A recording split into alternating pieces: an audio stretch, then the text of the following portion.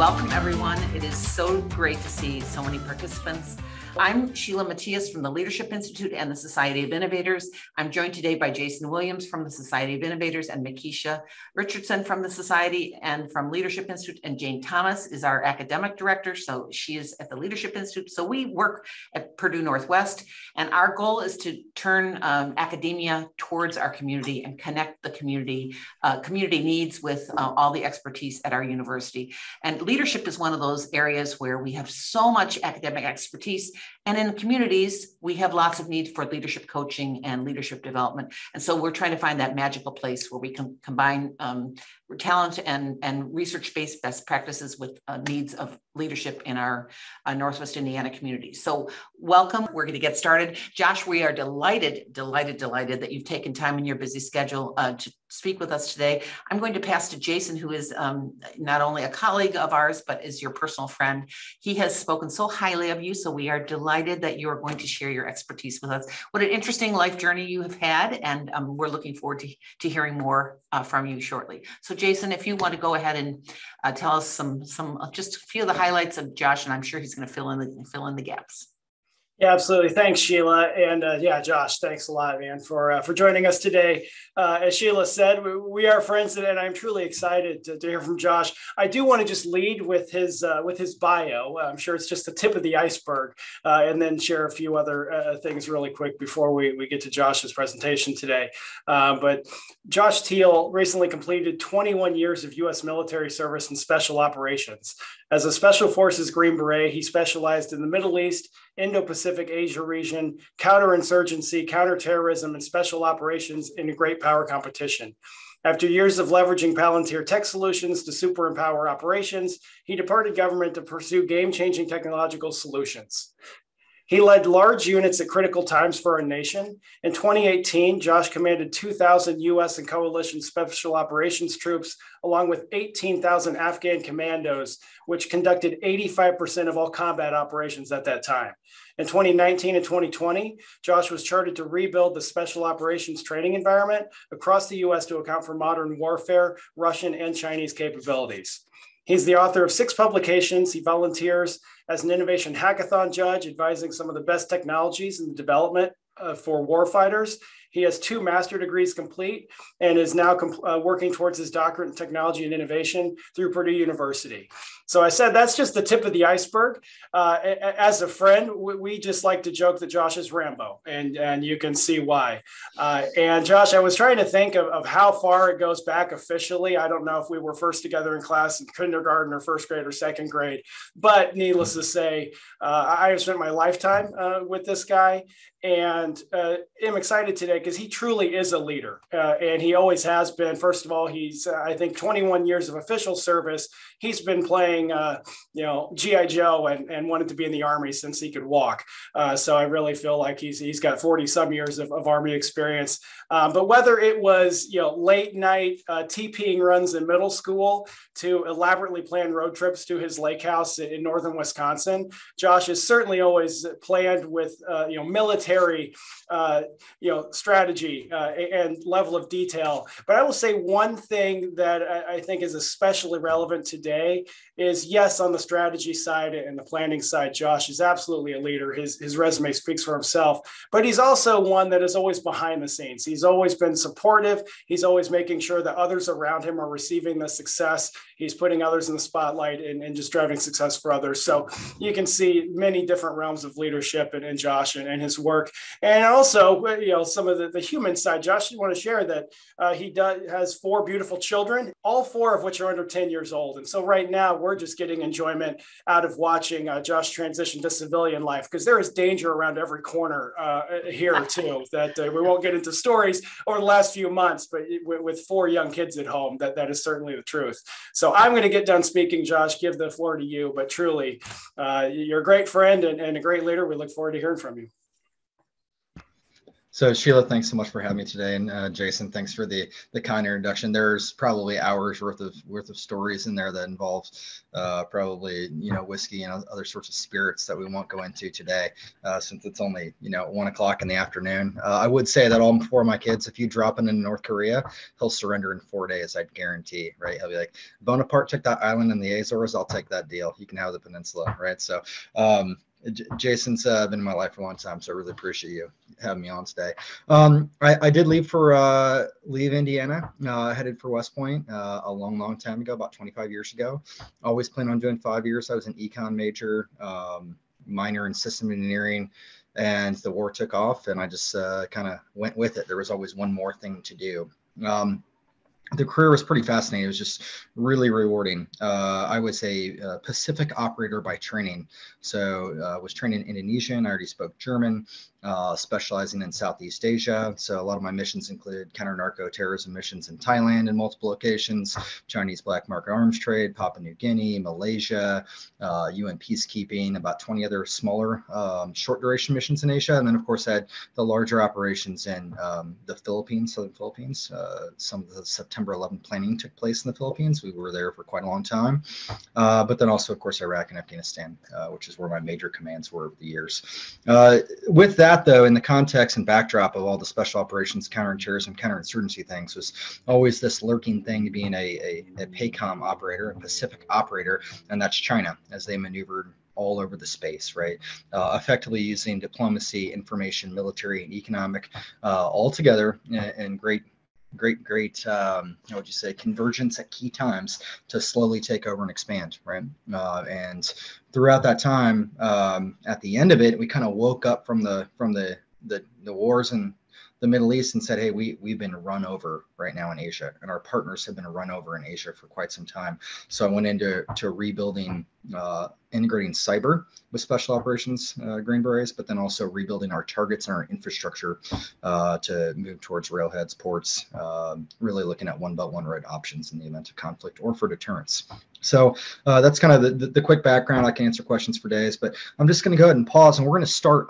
Jason's going to put a picture up for a few seconds, and I just want you guys to look at it and just chime off and tell me what you guys see.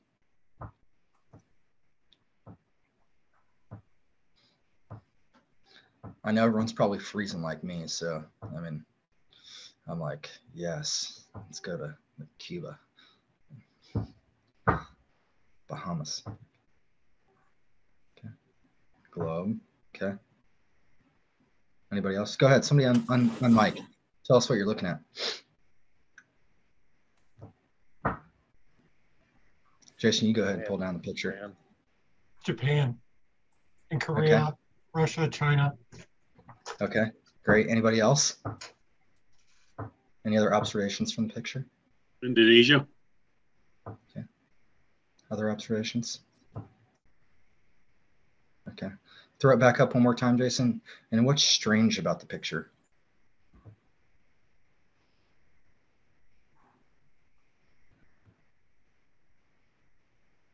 Perspective. Perspective. Okay, what else?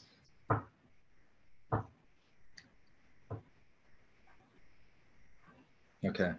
More water than land. More water than land. Perfect, right?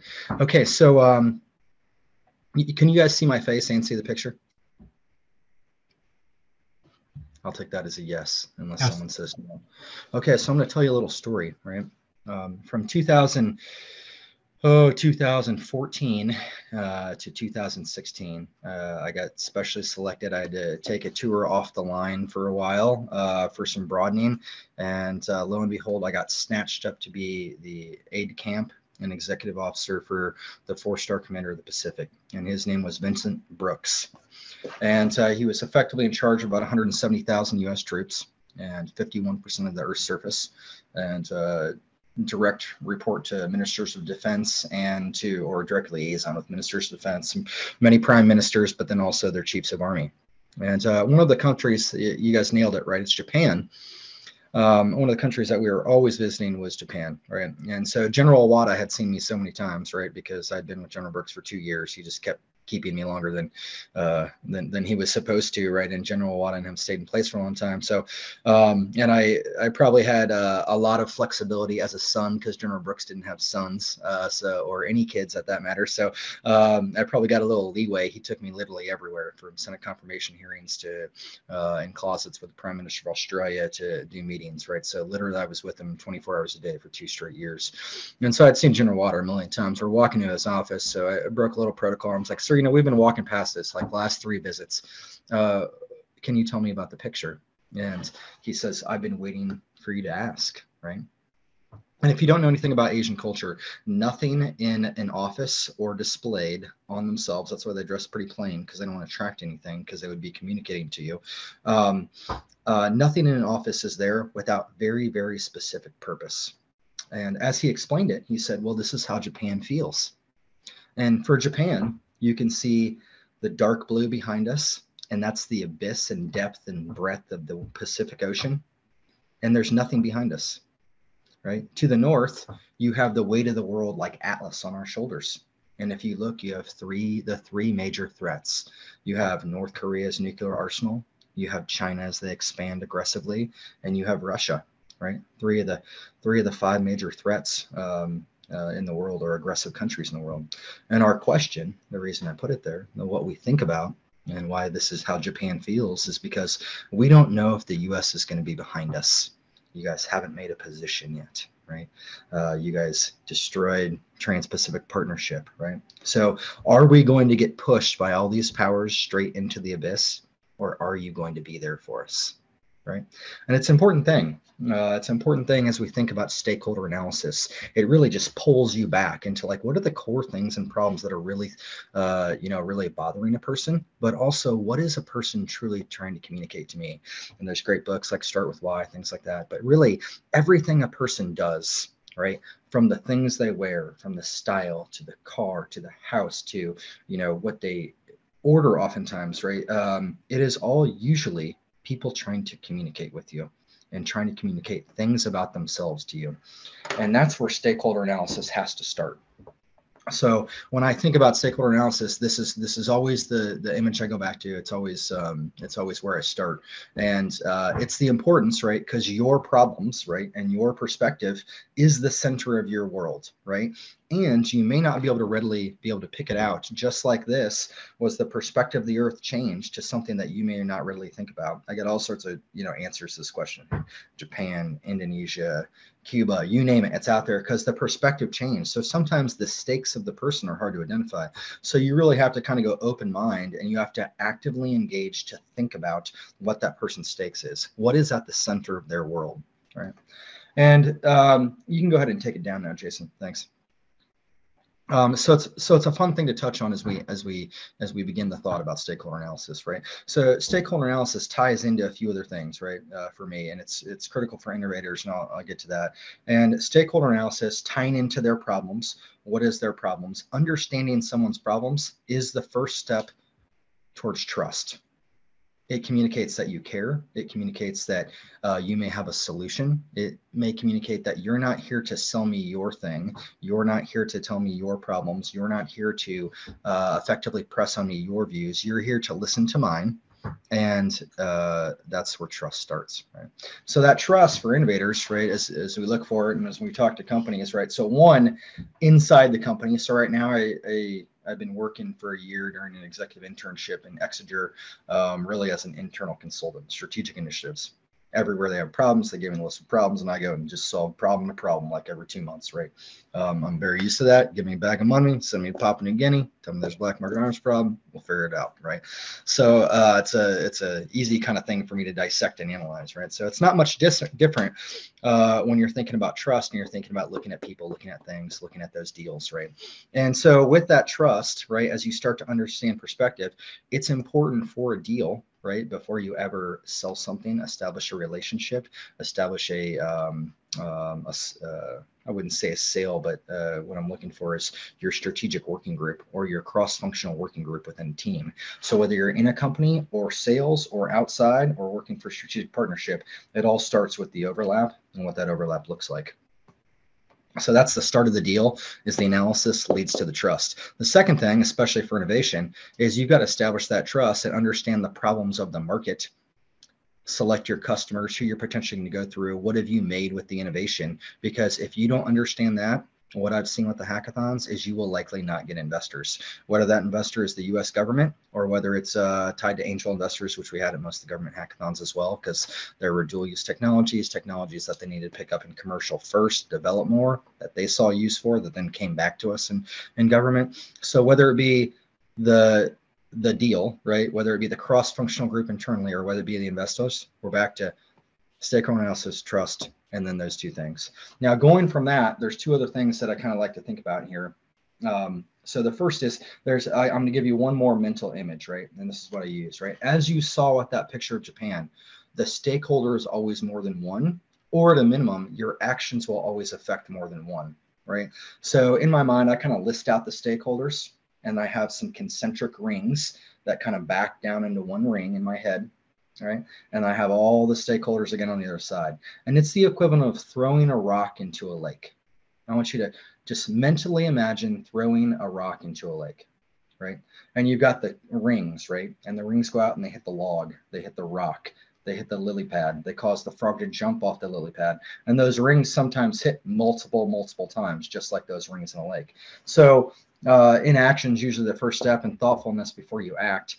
It's important to remember as an investor, as a business person, as a consultant, as an innovator, as someone trying to solve problems, someone trying to work a deal or work into a new ecosystem, every time you make a move, every time you send an email, every time you make a pitch or do anything, it's like throwing that rock into the lake.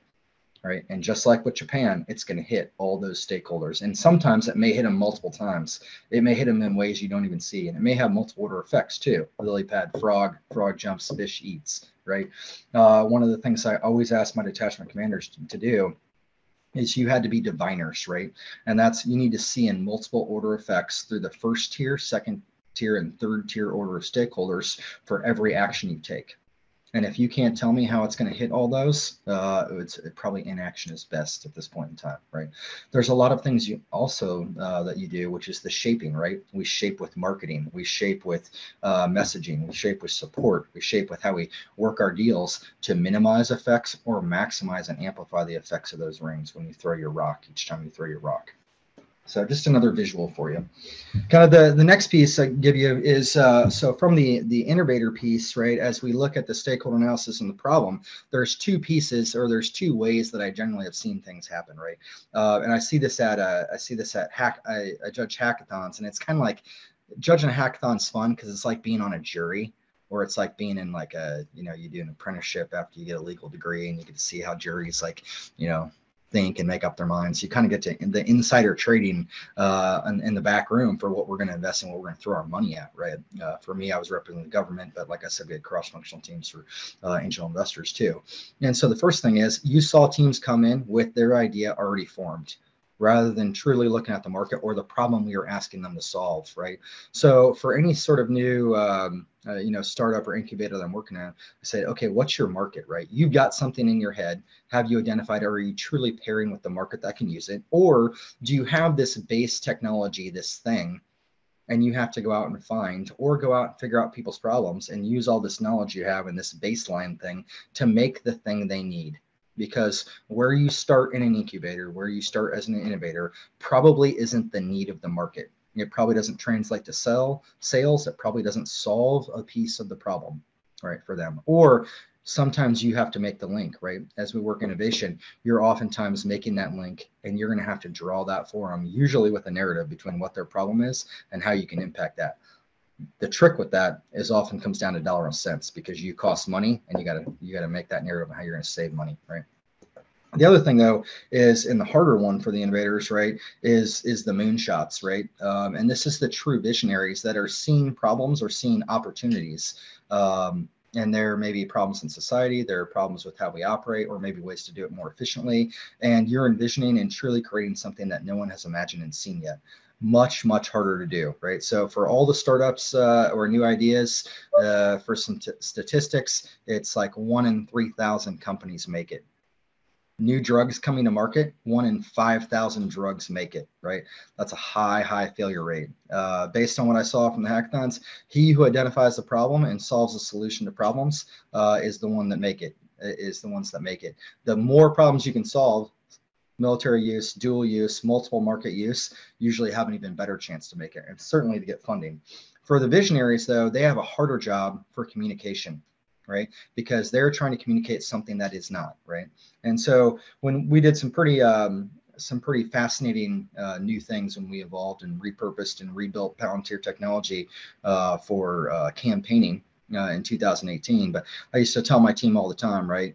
Everything that is now was once a dream, right? The Star Trek communicator is a modern day cell phone, right?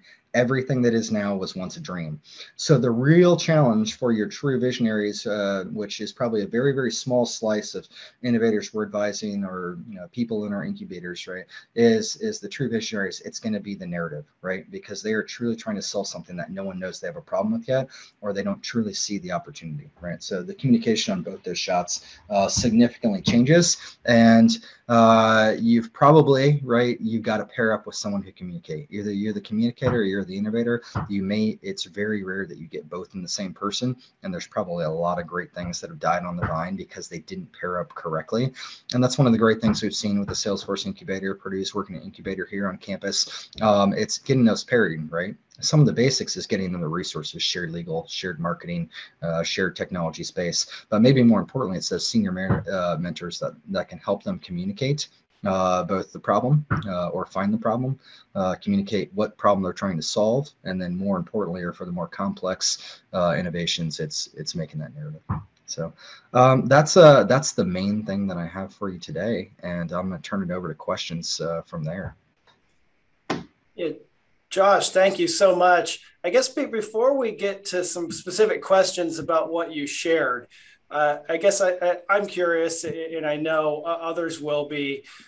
This stakeholder analysis, shared understanding, was relates to the market and competition. I think you laid that out so well. I guess talk a little bit about on the personnel side, right? You've been in leadership role for now 2 decades in the military, and yes, worked with trained professionals, of course, but those trained professionals are still human beings. And especially the last 2 years, those are human beings with partners and kids back home dealing with the uncertainties of COVID. But I guess talk a little bit about how this framework and these principles do apply to that, people management side of the equation. So great question. Jason, there's a few ways that I could take this. I'm going to just jot down a note here, right? So one, we're going to talk about purpose, which is tricky because not every industry can create and do the purpose, right? The next piece is building the team, right? And I'm going to go through give you another technique in here, right? That's called a go, right? To break some of our methodology to build the team or open up the eyes of the team. So let's start there, right? So I think the first, well, and we can I guess start with Telworking first, right? So one of the things I've seen is you've got legacy people, and then you've got people that are used to a type of training. And we've all been in COVID for a while now, but there's still a lot of people out there who are not fully understanding the power of teleworking, and they aren't fully comfortable with it. And we've been recruiting. We just stood up a program for a company tying to the Army Skill Bridge program, targeting people that have had one enlistment in the military, and trying to take Intel analysts, right, who are excellent analysts, and put them on an AI machine learning platform that we have, right? And we think this marriage of those two skills is just going to be magical. But these soldiers are scared to death to come and work for this company because they've always had squads, platoons, and since the day they showed up at basic training, they had face-to-face and they had a supervisor over their shoulder, right? And so it's one of those things. How do you get over that? How do you advise that? So first, it's the tools for the humans, right? To help humans interact like humans, right? So the WebEx chat rooms being up, the chat rooms open 24/7 for the teams on the computer, right? Is one way that we establish. Then we also show the dynamics of recruiting that great team, that you can get far better teams for far cheaper price in remote COVID work. Right. And what we saw is we've started to unlock a lot of potential for teams in places where you wouldn't think to find tech talent, like in somewhere in, Louisiana or Mississippi or someplace, and there was people down there that are brilliant, but for one reason or another, they've got a mother to take care of, right? Or they've got some sort of family tie there, or their spouse has a job there, and they just couldn't access the world and couldn't access the market, and they weren't trusted. Now everyone's got to trust because of COVID, right? So the one thing with building the team is you've got to cast your net big enough now, because the ocean is much bigger that you can cast in, right? And with social media, with LinkedIn and Lever and everything else, right, you can cast that net really big, and you can find talent, and you can bring talented teams together that you couldn't before. Some of it, though, is just breaking down the scariness for some of them. But more importantly, it's having the tools up on your system, backbound, so they can operate like humans can operate. So that's one piece, right? Investing, finding the right people, screening for culture. If you don't know what your culture is, if you haven't defined what your culture is and what you stand for, that's one of the key messages for the recruiting. So you're probably not going to be able to make that team. I would say that every single person is important. So one of the things that we were about was on our messaging was meritocratic. No one is more important or less important than anybody else. If you take out one piece of the machine inside that engine, the engine is not going to work in my car, right? And we pressed that pretty detailed, right? We just took one person out in training. I would take a person out and see how it went. So one, I want to train redundancy so you can operate without any one person being the critical choke point, right? But at the same time, you see how more efficiently you operate. Within that, I would say is equality, right? So I lost 2 captains in Afghanistan due to injury down on the field teams, and I had to take 2 of my captains that ran my command station, right? Imagine Star Trek Enterprise, like deck right, sitting in the middle. Like I lost Scotty and the driver guy or something, right? And so I need to replace those 2. And everybody's short on people, right? And I got offered like, hey, we have the first transgender Green Beret. She had gone from a male through the Q course to female, and no one in the force wanted her. It was a number 1 of 18 captains, right? It's really, really hard to be the number 1 of 18 Special Forces Captains Green Berets, right? And no one wanted, all right? And I said, yeah, well, I mean, we need people, and there's people's lives on the line. 1 of 18, absolutely. I'll take Evelyn, right? So we took Evelyn, and fortunately we had been together with my team about 18 months, right? And so our people didn't skip a beat at all, right? Because ultimately there was people's lives on the line, and that was the culture we had. And the U.S. name tape said U.S. Army on it, right? So we didn't really care if you're a purple green Martian, as long as it said U.S. Army and you're willing to save Americans' lives, right? We were okay with that. And the other thing, there was a few people that had an issue, right? And I called them and I said, hey, all of you been in combat before. How many of you been on a team with the number 1 of 18 captains before? Like, yeah. How many of you have been on a team over the years with the number 18 of 18 bad captain before, right? So when you go, if you're going to go on a patrol right now, who do you want to be with, right? And the decision, and that just cleared it all up, right? You want to be with the best team, right? It doesn't matter, what they look like, who they are. Performance is the only discriminator, right? And we removed a lot of people, right? We actually released a lot of people from our team who wasn't cutting the standards for it, and usually that just made a surge of more people that wanted to come into the team, right? So performance standards, and then having taking the very, very hard decisions and doing things like releasing your lowest performance if they're not meeting a certain standard, we think is pretty important to creating a good team. Keeps your margins right, but it usually increases morale because everyone else is working harder for those people as well, right? So the personnel management side of the high performing team, considering meritocracy as your main thing, considering what is the mission, what is the purpose, what are we here to do, ensuring everyone can communicate that, and then holding people accountable to whatever standard that is, right? So other people aren't carrying the workload. They trust the company more, they trust their peers more, but having standards and having a clear off-ramping policy and how you work things in a company is absolutely critical if you want a high-performing team. The last thing is breaking down some of our barriers, right? So I use this great game, right? Everybody uses different tricks, right? General Brooks would get on the plane and be like, he would do Sudoku, and if he could score well, we'd keep working. If he didn't score well, it'd be like, I'm too tired to perform well, and you go to sleep, right? So I have my own game, and it's before strategic planning, but it's also to get my teams to really open their mind together, right? And there's an ancient Chinese strategy game called Wai Chi.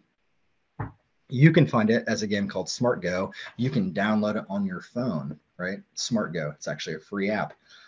And Smart Go, you're going to think like, what is this game? It's got these white and these black dots on the screen, and you're trying to like move them around to capture their stones or control more space. And that is exactly what it is, right? You can go anywhere on the board, and the whole point is to control space. It is the strategy by which Mao took over China in 1948. Strangely, I also repurposed it with SIGINT, right? SIGINT is signals intelligence. So I had special aircraft fly down and ping down to the ground and mark where all the trade trucks were going with cell phones, right? And where they weren't going, more importantly, overlaid with roads, right? That fused with economic theory and Weiqi, I found out, okay, there's all these critical nodes in a province.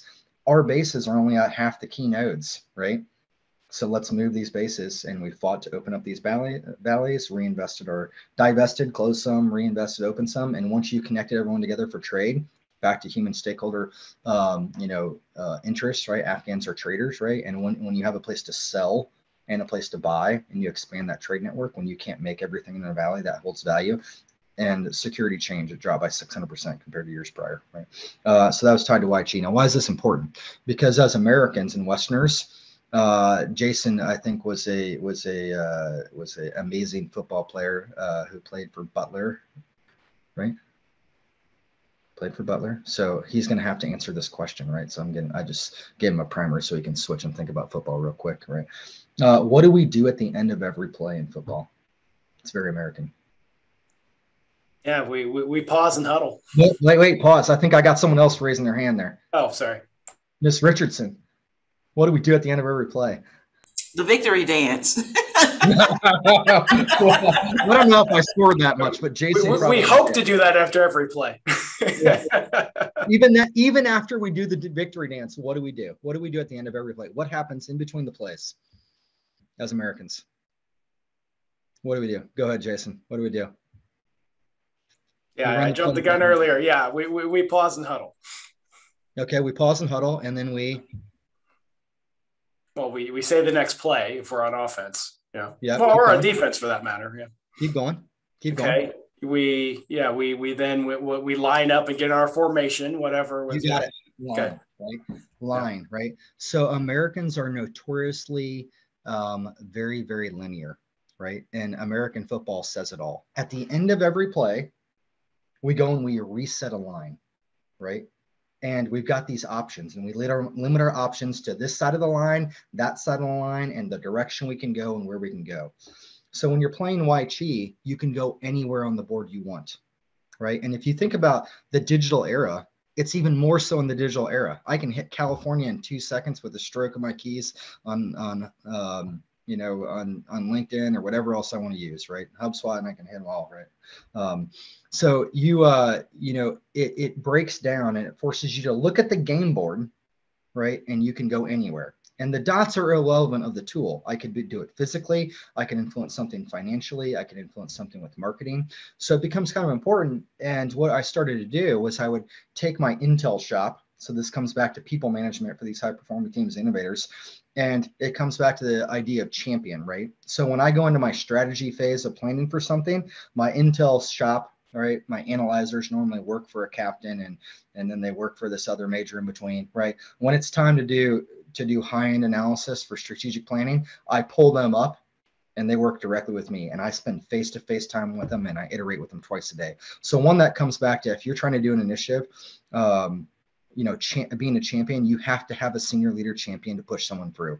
So who's the group's champion becomes even more important, and even cross-functional coordination between champions if it's a cross-functional working group, right? Because if I got my boss and I'm on this working group, but it's really doesn't matter to what his problems are, it's not incentivized, you're only going to get a half effort, right? It breaks down the groups. Everybody's got to buy in. So it brings in, hey, when you put together a cross-functional working group, do you cut them away from their other jobs? It also becomes complex for small initiatives if people are working side jobs compared to the startup they're trying to do, right? And so can they make it, or is their thing so key that they can get critical mass, get that initial funding round? And one of the things you got to ask them, hey, are you going to do this full time with your funding round? Because if not, they're going to be just like that intern inside a big organizational cross-functional team that is not allocating all the time they want. All right. So you got the champion, right? So I take the champion, I pull them together, the team that I'm working with, and I would make them play Go 10 minutes. They had to play 10 minutes a day. But before we went into planning, they had to play, and everybody had to score above a level 9. If they couldn't score below, above level 9, I'd be like, what's going on? Okay, we haven't slept in 3 days. Everyone go sleep for 6 hours. We're going to come back in and we're going to go at it. Oh, no, we've been trapped in the office. Nope, everybody go to the gym. Oh, everybody go for a walk, right? National Geographic tell you 20-minute walk outside in nature will increase your creativity by 60%. Right. So you come back in, everybody's got to score above a 9. And it's because I'm assessing, I want everyone's minds open to the whole playing field, to all the options, the things you can see and not see, right? To the fact that there really are no rules. There's no like working in the box, outside the box. When you're talking innovation, you're trying to remake boxes, right? And to do that, you've got to be able to play the whole game board. And so that's the mental conditioning I use myself to be able to see the whole game board, operate in the whole game board. But if I'm working with a team that I want to innovate or solve a problem, I do the same thing with them. And I get everybody on the same sheet of creative kind of energy using Go, assessing that before we actually go into the planning session, right? So those are just a few techniques, probably maybe a little different than you're expecting here, Jason. Maybe one of them worked for you, one of them didn't, but I'll go ahead and pause there, see if there's any other questions. Yeah, thank you, Josh, and great analogies. I know for myself. So Smart Go, you said, was the U.S. version. I guess maybe that's a fair challenge that some of us can replace our 5 minutes of Wordle every morning with Smart Go. Now we'll take a look at that. But I appreciate the analogies. Yeah. So now we'll shift. We do have a couple questions starting to pop up in the chat. So if you have any more for Josh, please share. Oh, perfect. Thank you.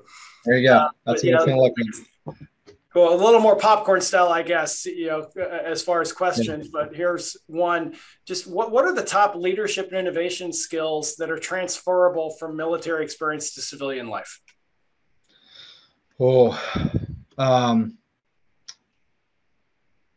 So great question. I would start off with, well, I mean, you kind of nailed building teams, right? But I would say the number one thing is mission analysis, right? And some people look at mission analysis as being, being constrained. Hey, it's so rigid. It's such a rigid process, right? But the military really ingrains a process called military planning and decision process, right? And the start of that is mission analysis, right? And so, for example, Exiger, they wanted to break into the European markets, right? Specifically NATO, with their supply chain AI platform. And I was like, well, you just decided, but do you want to look at the market first? And this company's been around for 13 years with 800 people globally, and no one in the company had ever done a market analysis. And literally every decision and strategic move they had made had been based on, one of the 3 senior leaders and owners of the company. It's a private company. One of their decisions, just something they want to do. Sometimes those had paid off. Sometimes we were actually reorganizing. This fall is reorganizing for them, and we closed a bunch of their business units, right? Because they just haven't panned out, right? And we're reinvesting that. So the market analysis or your mission analysis is critical, and you can actually find a format for that online. I kind of fused that together with had taken a marketing class and did a bunch of research and formed my own marketing analysis. And I give you an example of, what you can find with something like that, right? So the company has created this business unit, which has gone from 0 to $40 million in 18 months, selling supply chain risk management and specifically an AI-based platform to the U.S. government and a bunch of U.S. government agencies. And so in their head, that's what they're thinking, right? And the U.S. laws are really focused on this because we're focused on national defense, penetration of our systems, and we have a massive defense budget. So their initial concept and their marching orders were go and race into NATO, and you got to sell this to NATO allied companies, right? Well, doing a market analysis, I said, okay, what are all the things I got to know, right? So what's the real mission, right? We're trying to sell stuff, or we're trying to sell more of our platform, right? Okay, is NATO maybe it? What is the policies and laws that underpin the need for this? What is the threat? What are the problems of the countries? And what you see is that the U.S. laws related to supply chain are all defense focused. And what I found through the research of the market analysis was that the European laws aren't defense focused at all. They're focused on critical infrastructure. in 17 critical infrastructure components. And that's because they don't want Russia and China buying up their critical infrastructure and then economically, right, putting dime together to influence them and manipulate them as a country. And in that, NATO has basically no budget. It's just enough to keep the lights on. All the countries have budgets, but those countries, it's only 1/17 of the pie, and their defense budgets are really small.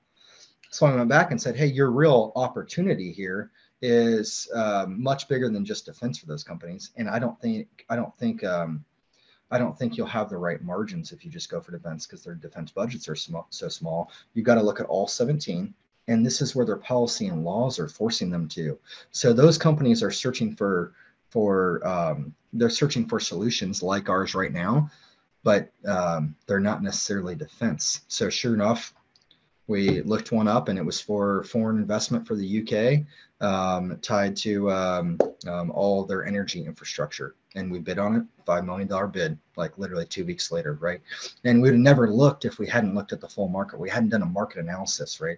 And so what I think is we're going to focus on 6 of the 17 markets, all tied to the policy, all tied to the compliance standards going into effect in 2023. So part of our marketing, part of our narrative, part of our stakeholder analysis and problem solving as companies, you're going to be forced to comply. And the governments, right, need a way to force to look at compliance, right, and basically appease their legislators that have enacted this. So governments, how are you going to do it? We have a system for you. And then the commercial companies are, guess what? You're going to be held accountable. And you probably don't want the people that are paying you to find out things that you're breaking laws that you don't know you're breaking laws. So do you want the answers to the test, or do you want to knock off, or are you just going to wing it, right? And that becomes the narrative, right, for stakeholder analysis and for solving the problems, right? The problems were created by the risk from the companies, but then for the companies by the new government regulations, right?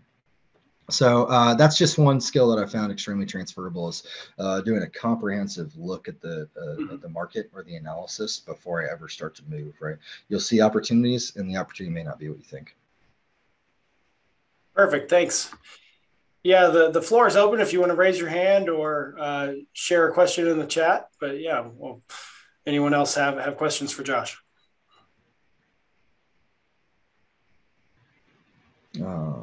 Tell us your thoughts on essential ingredient stability and skills. I'm reading the chat. Sorry. Yeah, Lynn, I see your hand up. If you want to turn on. So Sheila, I'll get to yours. You said Lynn. Go ahead, Lynn. Hi, thank you for your time. For me, someone as an Asia, I'm kind of like interested there because you mentioned you work in the Japan. So I believe if someone grew up in Asia, the leadership style is totally different in terms of like inclusive and exclusive compared with in Asia and America. So someone who's trying to be get in a management positions as an Asian, I kind of like feel like, how would you reapply back those skills that you learned, the difference between here and Asia to the company or to the area where the peoples are not very diversified enough to learn the culture or to know the differences? Because I don't want to be too very offensive. At the same time, I don't want to be too very defensive. Does that make sense? Yeah, so this is a great question, right? And I'm going to go ahead and insult many of us too. Are very oftentimes ignorant or unsensitive Americans, realizing that regions of the world have so many different cultures, right? And so many different places and people, right? And there's 36 different countries in Asia, but there's thousands of languages, right? And thousands of people there. And every single one of them communicates differently, right? And what I saw with I spent some time in China versus Indonesia versus Papua New Guinea versus Malaysia, and each one it's different. And it all starts out. I don't know if you guys have ever seen the movie The Mechanic, right? It used to be a really old movie with Charles Bronson, right? And now it's got the new guy in it. I can't remember, but there's this great scene in there. There's this gun, right, that says on the side of it says "Victory loves preparation," right? So before you ever move, right, or talk to that culture, you can do online research, right? So it's there at our fingertips with understanding the culture, right? What I found is I found, at least for, and I can only talk from my perspective here, with Asian culture, for most of them, if I was going to do a generality, right, there was three things, right? There was the first meeting. It was very, very, very controlled, right? No asks were made. And it wasn't until the second meeting opens up to some degree of questions and social, start to pass the social barriers, and actually no business got done until the third time, right? Till the third encounter, right? So, you're going to find in some cultures there's gates. How many gates do you have to get through before the business takes place? Or how many gates do you have to get through the trust? Or what gates do you need to make so you can make the trust, or sure you can communicate to them in their way that we're making progress, or this is what I want to be to you, right? So in that case, hey, I've got to invite them to things. I have to invite them into my own space, my own house, right? So it's probably public forum, then work forum, then potentially out to dinner by the third time, right? So understanding their gates, and then sometimes not just understanding what they're saying to you in their own culture, but then adjusting some of your own habits, specifically on the business and sales side, to communicate to them in the language they're used to, right? And really, we're talking, you're talking culture, and you mentioned specifically Asian culture manager, but really, it's about people. Like every single person has their way they communicate as well, right? So you've got this overlay of the culture, but you've also got individual people. And if you're good enough to understand people and truly listen to people, you can apply those same skills to the culture. The beautiful thing is you can get a lot more information on culture from online before you get there. Victory loves preparation, than you ever can get on a person, right? And their personal preferences beforehand. I can get a lot off of them on social media, but I can get a lot more off of a culture and the do's and don'ts off that before you go in. And then, in the end, I always find like open communication is gonna work, right?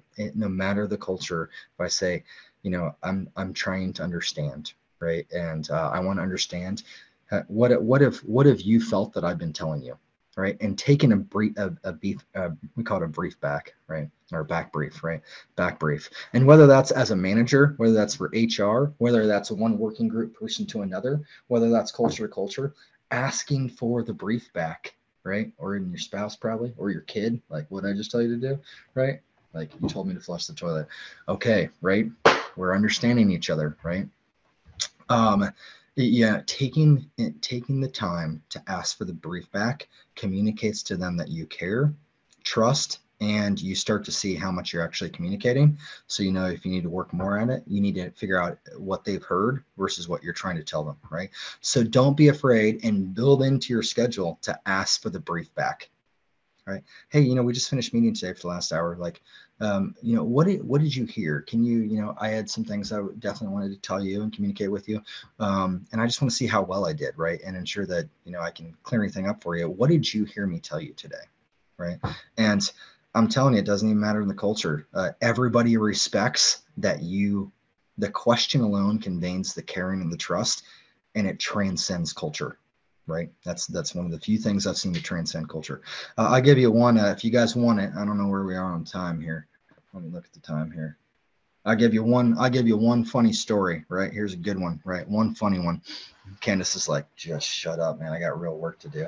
I can see her like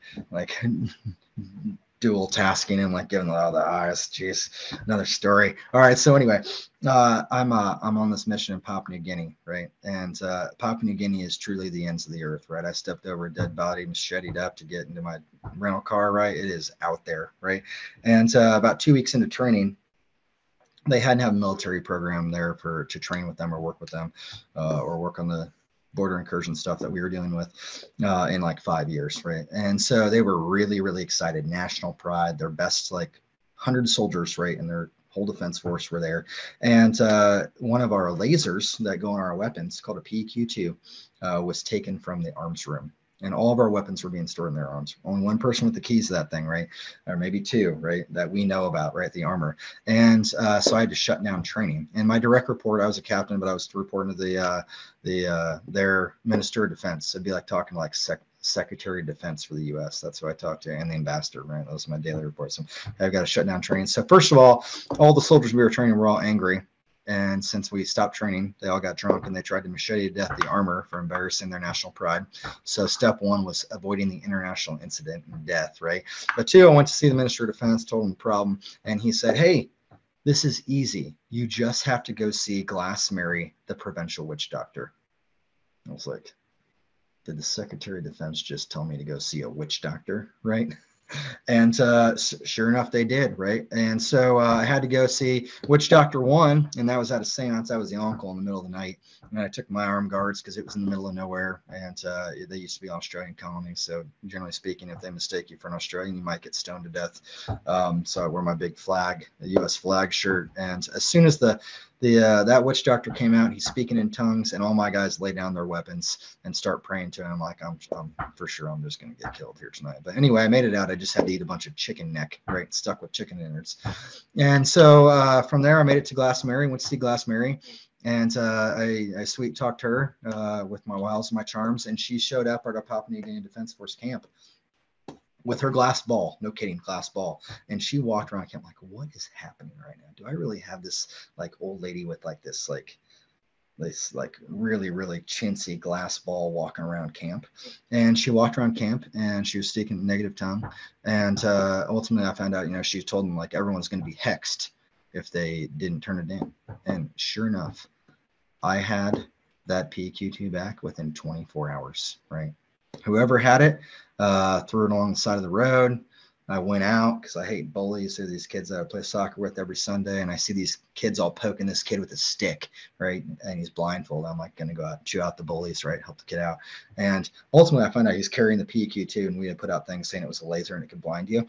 And they're trying to like direct him and corral him with the sticks towards our place so he could give back the PQ2. He was the brave one that carried it. But I tell you this funny story. Not for just because it's a great story, but I was like, this is the power of culture, right? This is the power of cultural beliefs, right? These people were so serious that they were going to be hexed for them and their generations and their family, that whoever had it and could have made lots of money selling it on the black market, and we know there was a black market arms trade I was there to deal with, they turned it in because of the power of culture and cultural beliefs, right? So to discredit those cultures, right, to not understand them before you go in, or at least not be asking, is a huge mistake, right? And I always consult the locals, right? If you're going to hire an interpreter, you got to hire the right interpreter, right? And the interpreter has to be very, very bold about correcting you culturally or pointing out cultural cues and things that are happening with the people you're talking to. So working through interpreters is an art in and of itself. But I don't think I answered your question fully, but that's what I've got for you for dealing with Asian culture. And then Asian managers in a multinational company with potentially a boss from a different culture, ask for the back brief, right? Thanks, Josh. Yeah, Len, thank you for your question. And I do agree with Candace. There's always time for personal stories. So thank you for sharing that. I also picked up that turns out witch doctors have a gate infrastructure as well. You have to be able to navigate. So I did want to, we are coming up on the hour, so I do want to be respectful of that. But I think there is an important question in the chat still. And I think you've queued it up perfectly talking about communication. And so the question is, it sounds like you believe communication is a critical skill for innovators, leaders, and everyone on a project team. But tell us your thoughts on the essential ingredients of a leader's communication. I think you've touched on that a little bit, but I think more importantly, what do you recommend, or how do you recommend one to build those skills to benefit the team you lead? As a leader, what we really deal in is we deal in risk, right? And a lot of time, we underwrite subordinates' mistakes and we underwrite risk. And I've dealt with some bosses, right? And they've got some go-to briefers, right? Or go-to performers. And that person is killer, right? They are the closer, right? The organization comes down to just that person as a choke point, right? And you never want that, right? You never want a pinch point, and the organization hinges on one person, right? Two, it can create massive morale issues in an organization, right? And then three, you're not growing anybody, right? So the thing that I would tell you about communication for younger leaders is to underwrite the risk. Underwrite the risk of them briefing a senior leader. sometimes underwriting the risk, but mitigating it means you're going to have to spend a bunch of your time taking a bunch of rehearsal briefs or ask a bunch of other managers to take rehearsal briefs. Or in my case, developing some of our briefers, I'm leveraging all my academic connections, right? It's not a deal hinging on it, but they're very astute, they're very, very smart, and they can give feedback, right? So sometimes you set up the opportunities, right? And it's going to affect your margin sometimes too, but if you grow the people, you're going to get that back 100%, right? Because someone operating at 60%, you're going to have to grow them before you can get up to 100%, and they're going to grow other people, right? So the number one thing with communication, I think, is to let them communicate, right? Stop talking, give them the chance to talk, give them the chance to brief, right? Take them something and say, hey, you haven't seen this, somebody else did, but we'd like you to spin up. We want your opinions on it. And then we want you to brief a portion of it, right? So underwrite the risk of imperfection. And with that, I think you'll find that they'll invest in their own communication. They'll do their own rehearsals. And then you'll set some of those up beforehand for them. So I know that was, again, there's a lot of traditional things you could say, but I just want to bring it back to risk and underwriting the risk. Yeah, thank you. Great answer. I'd say we do have time for probably just one more question before we officially close this out at the hour. I don't have a question, Jason, but I would like to thank Josh and just mention that it sounds like one of your key leadership skills is your faith in people and faith in the people around you. So that calculated risk and that taking a risk, it's, you know, you're calculating, like, obviously you were in life and death situation. So your risk was life or death. And do I trust the people around me? And building that culture of trust is not only a military leadership skill, but is, you know, to me, is how you build your team, how you do project work, how do you do community work. All of those things are really about building that connection between people. You mentioned allowing people to practice their communication skills. I just thought that was brilliant because, you know, if they're always looking to the big boss for all the answers, you won't be growing them. And I think that was really essential. So I just wanted to thank you for sharing those insights from your leadership experience. Sheila, I appreciate comments. Thanks so much. I want to close because you hit on one more thing, right? And when we talk about that risk acceptance, right? And really the mitigation, right? And we talk about high performing teams. And the thing I'll leave you with is I rarely tell them what to do, but how do you gauge that team in so you can decentralize the decision making so they can find the creative solutions? And I call it setting the beacon, right? So rather than telling the path, rather than even giving them left and right limits, if you set the beacon for high performing teams, they will find the most efficient way to get there in ways that you can never imagine. And by setting the beacon and the ultimate vision, you don't even need to set the boundaries on each side, because generally what you're going to see is that would stray too far from the beacon, right? So if you can effectively communicate your vision and you can set the beacon, high performing teams will find the creative innovative ways to get there like you've never seen before. That was a brilliant ending statement. I admire that. And I think you left us a lot of really great nuggets to take forward into our own leadership experience and our own management experience. So thank you, Josh. Thank you for sharing your gifts with us. And I'll pass it to Jason to close us out.